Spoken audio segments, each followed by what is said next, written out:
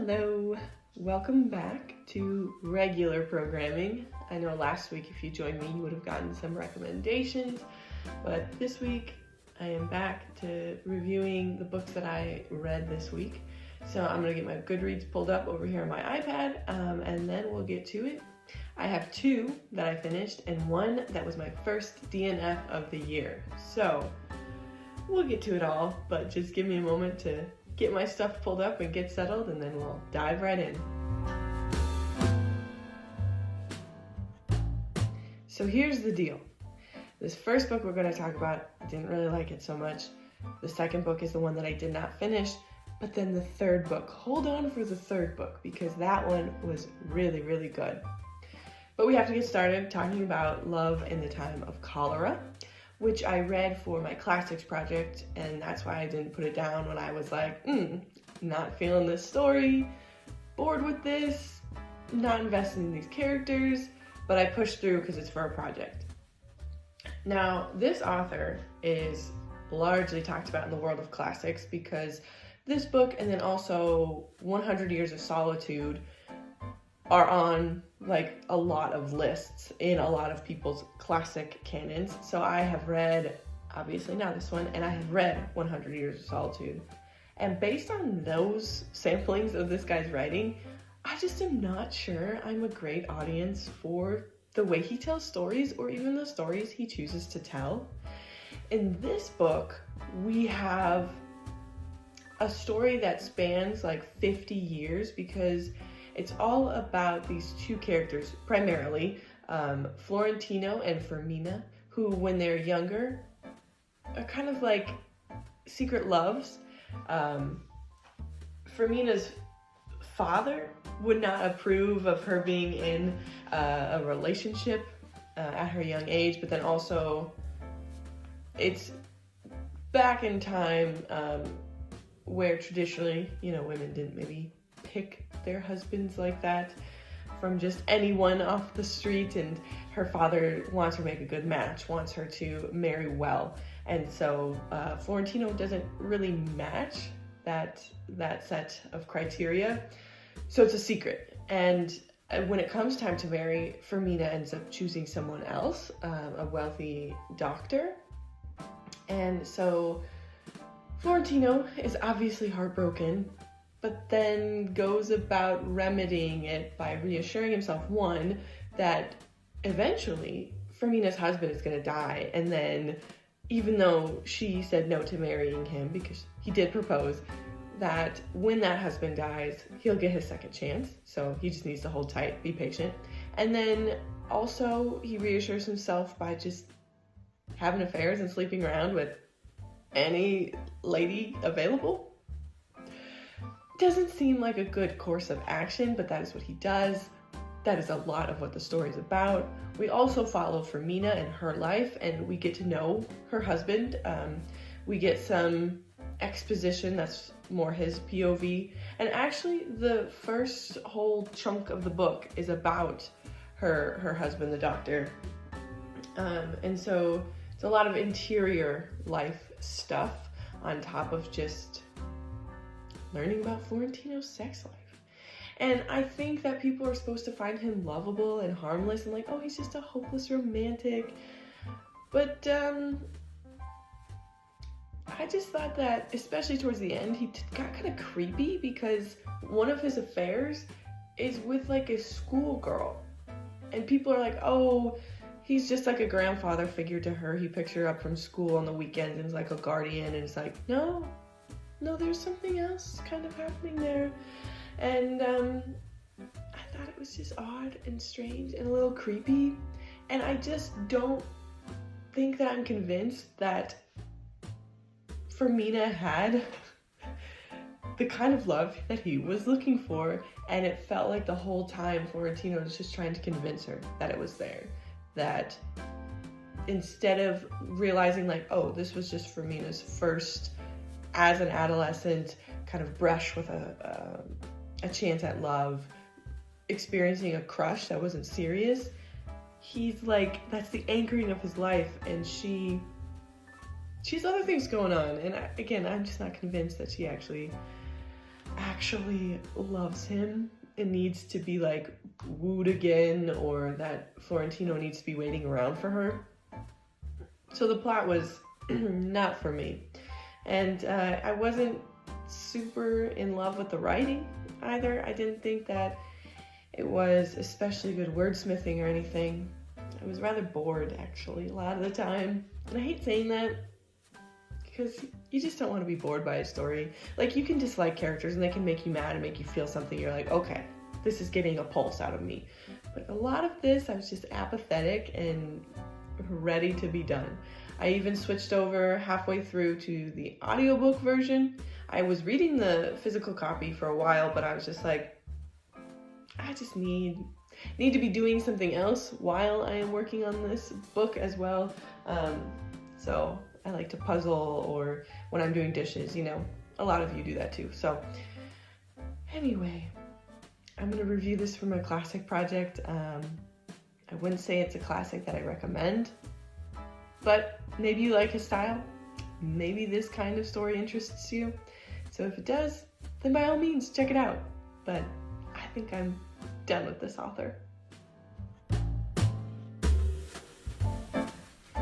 Now we get to the DNF, the book I did not finish, which was Harlem Rhapsody. And I'm so bummed out about this because I put this on hold at the library even before it came out because I was so excited. I was like, historical fiction based on a real person, set at a magazine publishing house. Like, that sounds fun. And so I was very sorely let down when I started reading it, and I was like, I'm not feeling this. So what we have here in this book is, like I said, historical fiction, and it is based on the life of Jessie Redmond Faucett, who was the literary editor at the magazine The Crisis, which was W.E.B. Du Bois's magazine that he founded. And she moves to New York with her mother. Her sister's already there, and she's embarking on this life at the magazine and just being a Black woman of that time, living in Harlem, obviously given the title. I'm not really sure where it goes with that, but I read to 75 pages before I was like, I just can't. On the one hand, the writing was very elementary, and I did not like the wordsmithing very much. It just felt too stilted, too awkward. But the bigger piece, so on the other hand, and more importantly, Jessie was knowingly and willingly the other woman in an affair that she is having with Du Bois. And I just am not for cheating elements in stories being so prevalent and so, like, okay or normalized. Like, Jessie didn't seem to really have any sort of guilt over it, at least in the first 75 pages. Like, she would think about Du Bois being married, but in the sense of, like, someone told her, like, oh, he's always going to be most loyal to his wife. Like, his wife is going to come first, which, if he's having an affair, is his wife coming first? And so Jessie's, like, worried about losing him. And I get that, like, yeah, you would be worried about losing him because he's married. But I just don't think that that's a compelling plot element to me. But if you don't mind putting up with that, I know this was based on a real person, real circumstances, so it's not like you can just write it away just because you're like, oh, that's unpleasant. Personally, I just wasn't going to enjoy reading about that for a couple hundred pages. If you don't mind that and you are interested in the life of Jessie Redmond Faucett, because it does sound very exciting that she's the literary editor at this magazine. Again, historical fiction. I love historical fiction, so this would have been a great story setting to be immersed in. If this sounds like something that you would like, then by all means, check it out. Let me know if I've missed out on the rest of the book by only reading 75 pages of it. But that's where I ended up with this one, so it is what it is sometimes.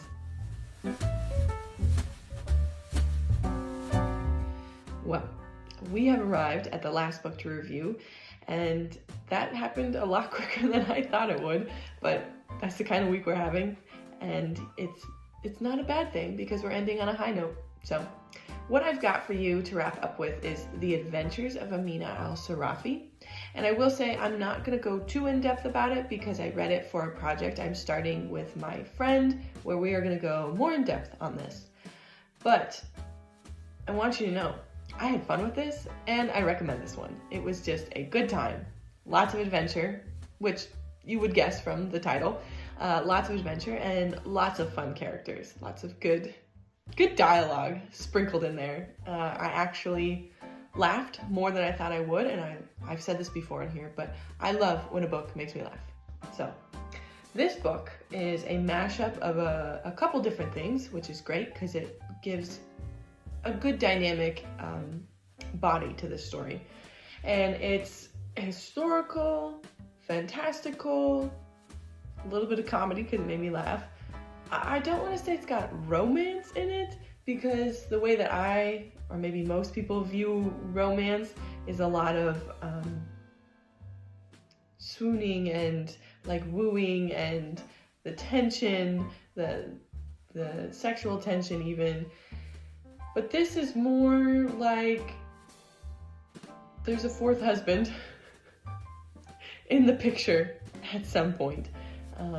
And Amina, who is our main character, is figuring out what the heck to do with him. So yeah, lots of interesting things going on and lots of characters who you're going to be so invested in and just have a good time with. And where the story takes you is on an adventure with Captain Amina. Obviously, she is a middle-aged retired pirate who is living with her family after 10 years of being off the sea, away from her ship, and someone hires her to go and find their kidnapped granddaughter. Or is she kidnapped? You'll find out. But the reason that Amina has to take this job, even though she's retired and the events of 10 years ago have left her not really wanting to get involved with the piracy business and just what can happen out there on an adventure or a misadventure, is because she is threatened, her family is threatened in a very real way, and also that spirit of adventure doesn't really leave you just because you retire for 10 years. At least for Amina, she's like, I am excited to get back out there. I am excited to be on my boat again. So she takes this job. Some of the story is spent with her rounding up her old crewmates who are also middle-aged and retired and doing their own humdrum thing. Unless you're Dahlia, who was my favorite. Dahlia is not doing humdrum things. She's an interesting little character. Loved her. And so she gets her crew back together and they set out to find and rescue this kidnapped granddaughter. And then, of course, more things just ensue, they escalate, and you're like, wow, this is a bigger adventure than you knew was coming for you. Although maybe she actually did know because she has enough experience with these kinds of things that her gut was telling her a lot of things that, maybe I should have stayed home. But you know what? If she had stayed home, we wouldn't have gotten this well-written account of her adventure and just an absolutely great time to escape into a book and go back in history with some fantastical elements that are just a lot of fun. Probably said that more times in this video than I needed to, but it was good. It was like one of those situations where you're like, I just want a story that takes me somewhere. We do daring and dashing things, and we have companions who are not perfect, but are well worth my investment and sticking along with. And here we are. This is what the story gives you. It's also, I will say, refreshing that the characters are older, because it felt like this was someone's response to someone asking, like, why are adventure stories always like teenagers or so young, and these rash creatures and people who haven't even experienced adult life. They're just little babies, essentially. And someone was like, here we go. Here is a middle-aged retired pirate. Have fun. And if you read this, you will have fun. So go ahead and pick it up. So that's all the books that we have for this week. But I wanted to leave you with a preview of what I have upcoming to read, because this project that my friend and I are working on, just by its nature, we had to, plan out what we're getting into. And I thought maybe there are people who are interested in reading along with us. And so I've got that list here for you. I've got Recursion, that's upcoming, Chain Gang All-Stars, and Glorious Exploits. And of course I'm, working on War and Peace. I can't say I've read any of it in the last week and a half, just from being busy, and honestly, I haven't just had the motivation to do it. It hasn't kind of hooked me in yet, which I don't know when it might, given how long it is, if it's like, oh, give it 200 pages and then you'll be hooked. If that's the case, I still have 100 pages to go to get hooked. But chugging along with that, if you are also interested in keeping me company during that read, my mom is, so shout out to my mom. She's also in the same boat as me of not really feeling the motivation or draw to it, but you know what? We're gonna keep with it. We're gonna read it. It might take longer than we think or would like, but we're sticking with War and Peace. So that's all the stuff that I've got for you this week, that I've got coming up that I know about. Of course, I'm gonna peruse my own shelves probably later today and pick out something new to read. And I'll be here next week to talk about it, of course. So until then, happy reading, friends.